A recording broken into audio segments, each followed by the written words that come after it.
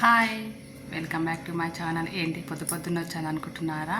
ఏం లేదండి, ఈ ఎండాకాలం వచ్చిందంటే అన్నీ మనకే కదా పనులు.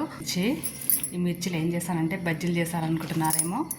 నేనైతే ఇదిగో 1/2 లీటర్ పెరుగు ప్యాకెట్ అయితే తెప్పించాను.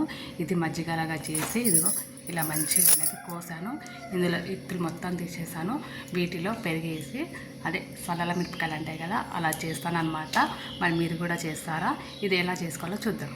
మిరపకాయలన్నీ అయితే ఇలా కోసుకొని అయితే రెడీగా పెట్టుకున్నాను. పెరుగు ఓపెన్ చేసి అయితే బకెట్లో పోస్తున్నాను. ఇందులోనైతే తగినంత ఉప్పు అయితే వేసుకోవాలి. మంచిగా ఇందులో కలపాలి. మంచిగా ఏదో మిక్స్ అయ్యే వరకు అయితే ఇందులో కొన్ని వాటర్ కూడా పోయాలి.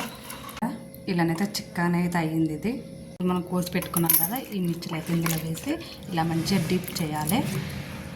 అయితే ఇలా మునిగే వరకు అయితే చేసుకోవాలి. ఇలా చేసి దీనిపైన అయితే ఒక మూత పెట్టి 3 days వరకు అయితే ఇలా ఉంచాలి.